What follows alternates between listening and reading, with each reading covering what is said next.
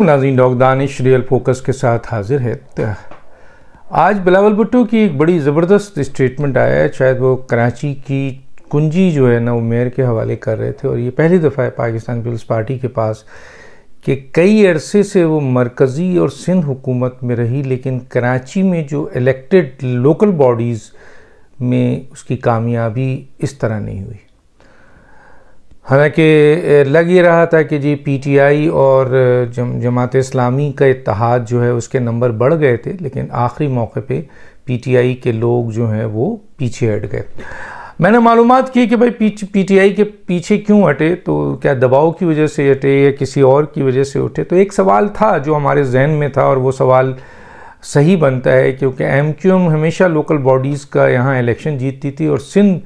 की जो हुकूमत थी वो पीपल्स पार्टी की होती थी। और फिर लोकल बॉडीज़ जो यहाँ पर कानून बनाया गया उसमें इख्तियारात जो है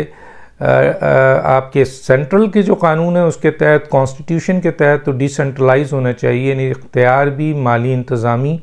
दोनों नीचे आना चाहिए। यानी आपके मेयर यानी नाजिम और नाजिम से नीचे फिर चेयरमैन और दूसरे लोगों की तरफ। एडमिनिस्ट्रेटर तो पीपल्स पार्टी का रहा कराची में, लेकिन एज सच कभी इलेक्टेड बॉडी इस हवाले से जिस तरह अभी जो है वो आए हैं पीपल्स पार्टी के, इस तरह नहीं था। इसीलिए बिलावल भुट्टो ने वो चाबी दी अपने मेयर को। और दूसरा ये जो मैं बता रहा था कि जी इससे पहले एमक्यूएम कहती थी कि जनाब वो ना हमें पैसे देते हैं ना हमें इख्तियारात देते हैं, हमारे पास लिमिटेड फ़ंड है, हम कैसे काम करें। तो बात ये लड़ाई तो बहुत जायज़ थी और वो देते नहीं थे सिंध वाले, वो लिमिटेड देते, वो कहते थे हमने दिया है लेकिन ये काम नहीं करते हैं, करप्शन हो गया। दोनों की लड़ाई चल रही होती थी। तो मौजूदा जो इस वक्त सूरत हाल था कि अगर नाजिम जमात इस्लामी का आता पीटीआई की हिमायत से, तो पीपल्स पार्टी सिंध हुकूमत के इख्तियारात के तहत जो लॉ है उसके तहत इनके साथ भी वही सलूक होता और ये लड़ाई होती रहती। जमात इस्लामी काम ही नहीं कर सकती थी लिमिटेड फंड्स के लिहाज से। जो भी लोग इनके साथ थे यही सोच रहे थे कि अगर जमात इस्लामी जीत जाती है और आ जाती है तो फिर जमात इस्लामी किस तरीके से सिंध से अपना हिस्सा लेगी, मरकज़ से लेगी, और अगर ये नहीं देंगे तो फिर वही सूरत हाल होगी जो एमक्यूएम की थी, या फिर ये लड़ाई बढ़ेगी। लेकिन अब तो सूरत हाल ये है कि जी मरकज़ी हुकूमत में भी पीपल्स पार्टी की बड़ी ताकत है, सिंध हुकूमत में भी पीपल्स पार्टी कई सालों से है और अब मेयर भी कराची का पीपल्स पार्टी का आ गया है। तो कोई हुज्जत नहीं है कि माली इंतज़ामी इख्तियारात जो है वो पीपल्स पार्टी ही इस्तेमाल करेगी, चाहे वो मेयर के थ्रू करे, चाहे वज़ीर आला के थ्रू करे, चाहे वो किसी और के थ्रू करे, किसी के भी थ्रू करेगी तो वो इसके सूरत हाल बनेगी। तो ऐसी कंडीशंस में ये तो कहना चाहिए कि इनके लिए तो बहुत अच्छे हालात हैं कि इस वक्त कराची ने लोकल बॉडीज़ पर इन पर एतमाद किया। चले मान लेते हैं, बिल्कुल मान लेते हैं एतमाद किया और लोगों ने वोट दिया और कराची की बहुत बड़ी सीट आपने जीती और नंबर 1 पार्टी बन गए। ये बात याद रहे कि जब नंबर 1 पार्टी आप बने हैं तो एमक्यूएम ने इलेक्शन में हिस्सा नहीं लिया था, जो सबसे मेन स्टेक होल्डर थे, जिसकी वजह से कहा जाता है कि पीपल्स पार्टी को भी सीट मिली और जमात इस्लामी को भी मिली। ये गुफ्तगू मैं पहले भी कर चुका हूँ, लेकिन सिर्फ रिमाइंड इसलिए कर रहा हूँ कि आपका माइंड फ्रेश होना चाहिए कि इस वक्त सूरत हाल ये है कि तीनों जगह पर पीपल्स पार्टी है और पीपल्स पार्टी के जो चेयरमैन हैं जनाब बिलावल भुट्टो साहब, उन्होंने तकरीब ये जो चाबी देने की तकरीब है मेयर को देते हुए एक बहुत बड़ी बात की है और उन्होंने ये कहा है कि हम कराची की खिदमत करेंगे और कराची के सारे मसाइल हल करेंगे। अगर वो ये ना भी कहें तो ये उनकी जिम्मेदारियों में है, याद रखिए, क्योंकि अब पीपल्स पार्टी का मेयर ये नहीं कह सकता है कि जी मुझे सिंध की हुकूमत फ़ंड नहीं दे रही है या इंतज़ामी इख्तियारात नहीं दे रही है या हमसे कोऑपरेट नहीं कर रही है, कि आप भी पीपल्स पार्टी के हैं वो भी पीपल्स पार्टी का है और मेयर काम करेगा तो भी पीपल्स पार्टी का फेस है, और अगर सिंध हुकूमत काम करेगी तो भी। तो अब पीपल्स पार्टी के लिए तो कोई ऑप्शन नहीं है सवाए एक रास्ते के कि वो कराची के मसाइल को हल करें, कराची का मसला हल करें, कराची को इस्टेब्लिश करें। कराची ने अपना एक रोल अदा किया है। कहा जाता था ये कराची पीपल्स पार्टी को नहीं देती है, नून लीग को नहीं देती है, सिर्फ एमक्यूएम को देती है और एमक्यूएम सिंध हुकूमत में नहीं आ सकती, मरकज़ हुकूमत का एक हिस्सा बनती है जहां वो भी डिपेंडेंट होता है। تو یہ اس لیے کراچی کے مسائل شاید حل نہیں ہوتے. ایسا نہیں ہے میرا خیال ہے. جہاں پیپلز پارٹی کو لاڑکانہ، خیرپور، میرپور خاص اور سانگڑ اور پتہ نہیں کہاں کہاں سے ووٹ پڑتا ہے، وہاں بھی ایس سچ کام نہیں ہوتا ہے. تو انتظامی طور پر بہت بڑی ذمہ داری. اور اس دفعہ بلاول بھٹو ہیں جن کا ذہن بہت بہتر نظر آتا ہے کراچی کے حوالے سے، کراچی کے کام کرنے کے لحاظ سے، اور انہوں نے یہ اسٹیٹمنٹ بھی دی ہے.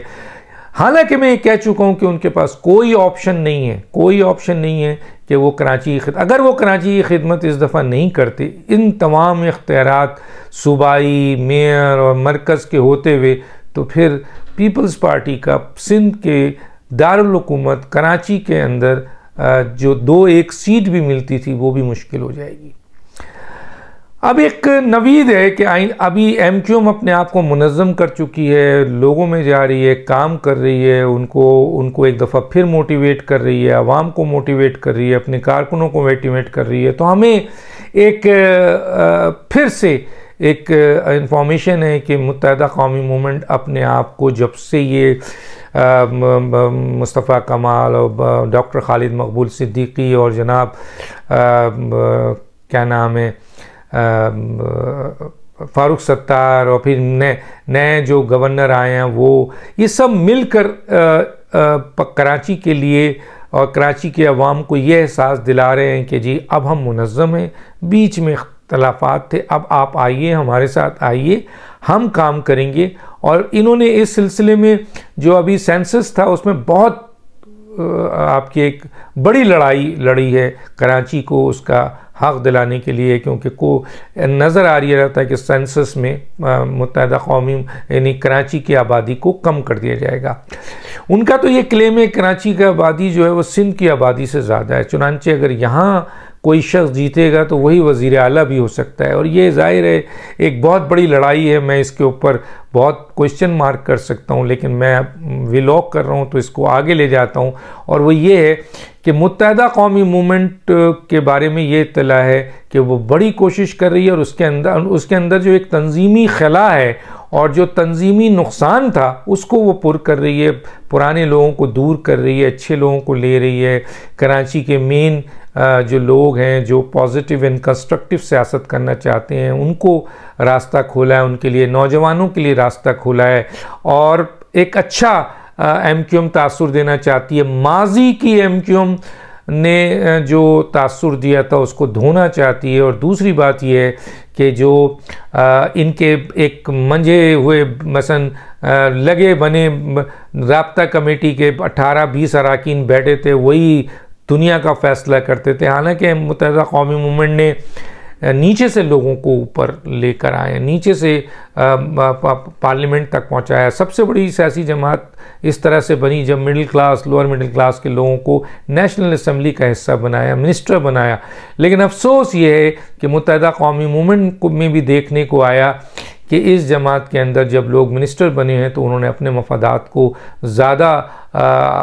سامنے رکھا، جس کی بنیاد پر وہ تو ارب پتی ہو گئے لیکن کراچی اپنی جگہ رہا. تو متحدہ قومی موومنٹ نے یقیناً نیچے سے لوگوں کو اوپر پہنچایا، لیکن اوپر پہنچ کے لوگ نیچے والے نہیں رہے بلکہ اوپر کی طرف چلے گئے، یعنی ارب پتی ہوتے گئے. تو اب وہ رجحان بھی ختم کرنا ہے اور کام کرنے کے لحاظ سے بڑی یکسوئی ہے. اب دیکھتے ہیں کہ یہ ایک گروپ جو ہے وہ ہمیں یہ نوید دی جا رہی ہے کہ آئندہ الیکشنز میں متحدہ قومی موومنٹ ایک بڑی طاقت کے طور پر دوبارہ ابھرے گی. لیکن ظاہر ہے کہ جب متحدہ قومی موومنٹ انٹر ہوگی تو پیپلز پارٹی کے لیے بہت بڑا چیلنج ہوگا. لیکن اگر پیپلز پارٹی اپنے اس میئر کے ذریعے اور سندھ کے وزیر اعلیٰ کے ذریعے اس طاقت اور انتظامی طاقت اور مالی طاقت کی بنیاد پر کراچی کے دیرینہ مسائل کو حل کر دیتی ہے تو یقیناً یہ بہت بڑی جیت ہوگی پاکستان پیپلز پارٹی کی. اور یہ جیت یقیناً اس کو ایم کیو ایم کو راستہ بنانے میں دشواری پیدا کرے گی. کیونکہ کراچی کے لوگوں کو جب کام مل جائے گا تو وہ پھر ظاہر ہے پیپلز پارٹی کی طرف ضرور دیکھیں گے کہ بھئی ہمارے مسائل اتنے سال سے آپس میں ہی لڑتے ہوئے گزرے، لیکن جب پیپلز پارٹی آئی ہے تو ہمارے سارے مسائل حل ہو گئے. کچرے کا مسئلہ ہو، پانی کا مسئلہ ہو، جاب کا مسئلہ ہو، بزنس کا، جو بھی مسئلے ہیں کراچی کے دیرینہ مسائل اس کو انہوں نے حل کر دیا. تو یہ ایک بڑا کھلا چیلنج ہے. اگر پیپلز پارٹی کا رویہ وہی رہا تو پھر ایم کیو ایم جو ہے وہ دوبارہ ڈیولپ ہو رہی ہے، جو بہت تیزی سے کراچی کو پھر کیپچر کر لے گی. رہی ایک بہت بڑی سیاسی جماعت پی ایم ایل این کہ ان کے لیڈرز نے کبھی کراچی کے اوپر کام نہیں کیا، حالانکہ لاہور کے اوپر انہوں نے لاہور کو وہ جگہ بنا دی جو کہ پورے پاکستان میں ایک سمبل بن گیا.